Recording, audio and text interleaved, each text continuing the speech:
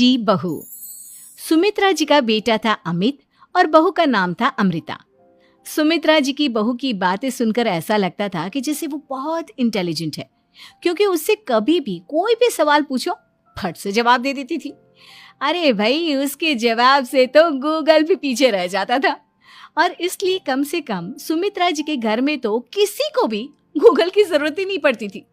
जब भी घर में कोई बात चलती, कोई कुछ भी कहता, तो अमृता फट से कह देती, ये तो मेरे साथ भी हुआ था, मुझे इसके बारे में सब मालूम है।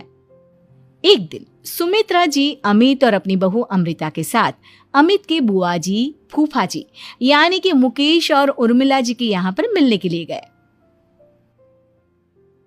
अरे बहुत अच्छा किया अमित बेटा, इतने दिनों के बाद आए हो तुम। हाँ सुमित्रा भाभी, कभी तो आ जाया करिए अपने बच्चों को लेकर। आपकी बहू के आने से तो हमारे घर में भी रौनक आ गई है। वो क्या है ना, अमित ऑफिस के काम में बहुत बिजी रहता है, इसलिए उसे तो वक्त ही नहीं मिल पाता। अच्छा, लगता है नौकरी काफी मुश्किल है अमित की। अरे नहीं नहीं फूफा जी, ऐसी कोई बात नहीं है। आप तो जानते हैं ना प्राइवेट जॉब में कितना काम होता है।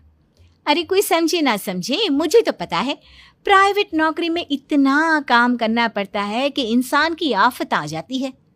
लेकिन बेटा, तुमने तो कभी जॉब की ही नहीं, तुम्हें कैसे पता? अरे जॉब नहीं की तो क्या हुआ मम्मी जी, सब जानती हूँ मैं। सबसे पहले ऑफिस में जाओ, वहां पर अपनी एंट्री डालो, उसके बाद दिन भर सिस्टम पर बैठकर काम करो। चारों तरफ कैमरे लगे होते हैं, आप अपनी नजर इधर की उधर नहीं कर सकते। उसके बाद दिन भर बॉस की चिक चिक सुनो, वो अलग से। यही सब होता है, मुझे ना सब पता है। अरे बहू रानी तो काफी इंटेलिजेंट है, हर बात की खबर है इसको। थोड़ी देर बाद, अब देखिए सुमित्रा भाभी, इतने दिनों के बाद आई हैं आप, खाना खाकर ही जाना, ऐसे तो मैं आपको जाने नहीं दूंगी। वैसे बुआ जी, खाने में क्या बनाया है? वो क्या है ना बेटा, आज तुम्हारी बुआ जी की तबीयत थोड़ी ठीक नहीं थी, इसलिए हमने सोचा कि जब तुम लोग यहाँ आ जाओगे तो बाहर से खाना मंगवा लेंगे और साथ में बैठकर खाएंगे। लेकिन बस प्रॉब्लम इतनी सी है कि मुझे बाहर से खाना ऑर्डर करना नहीं आता। सोचा जब अमित आएगा तो उसी को बोल दूंगी। अरे मुझे आता है ना, मैं कर देती हूँ ऑर्डर। बताइए क्या क्या मंगाना है आपको? इटालियन, कॉन्टिनेंटल, इंडियन, पंजाबी, सब पता है मुझे। क्या बात है बहू, क्या घर में भी खाना रोज बाहर से ऑर्डर करती हो? अरे नहीं नहीं नहीं बुआ जी, ऐसी कोई बात नहीं है, बस मुझे ना सब पता है। कोई बात नहीं अमृता, मैं अपने फोन से ऑर्डर कर देता हूँ। अरे क्या बात है, आजकल ऑनलाइन डिलीवरी पर कोई ऑफर नहीं चल रहा है, वरना काफी पैसे बच जाते। कैसी बात करते हैं अमित, मैं कह रही हूँ ना मुझे सब पता है। मुझे एक बहुत अच्छा ऑनलाइन डिलीवरी वाला मालूम है, जहाँ पर 50% ऑफ मिल जाएगा। और आज तो वैसे भी फ्राइडे है ना, फ्राइडे को तो उस पर 50-70% ऑफर मिलता ही मिलता है।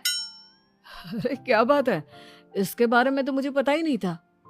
अरे बेटा, जिस चीज के बारे में किसी को पता नहीं होता, हमारी बहू को पता होता है। एक काम कर, तू उसी को ऑर्डर करने दे। क्या बात है अमृता बेटा, तुम तो बहुत इंटेलिजेंट हो, सब कुछ जानती हो। कुछ दिनों के बाद सुमित्रा जी की कुछ सहेलियां उनसे मिलने के लिए आती हैं। अरे सुमित्रा बहन कैसी हो, बहू कैसी है तुम्हारी? अरे पूछिए मत, बहुत इंटेलिजेंट है मेरी बहू, सब कुछ जानती है। क्या बात है, बहू के आने के बाद तो औरतें दुखी हो जाती है, लेकिन तुम तो बहुत खुश लग रही हो। वो क्या है ना, मेरी बहू है ही इतनी अच्छी। अरे तो बुलाओ ना, हमारे साथ बैठेगी, बातें करेंगी तो हमें भी अच्छा लगेगा। सुमित्रा जी अमृता को बाहर बुलाती हैं और उसके बाद सब लोग बातें करने लगते हैं। क्या बताऊं, कुछ दिनों से घुटनों में इतना दर्द हो रहा है कि चला भी नहीं जाता। अब बुढ़ापे में तो ये सब चलता ही रहता है, क्या कर सकते हैं। आंटी जी, आप योगा करिए, योगा और साथ में ना काले तिल खाया करिए, आपके घुटनों का दर्द भाग जाएगा। लेकिन तुमको ये सब कैसे पता बेटा? अरे मेरे भी घुटनों में दर्द होने लगा था, मैंने योगा किया और काले तिल के साथ गुड़ मिलाकर उनके लड्डू बनाकर खाए, एकदम ठीक हो गए हैं मेरे पैर। अमृता, ये तुम क्या कह रही हो? इतनी कम उम्र में तुम्हारे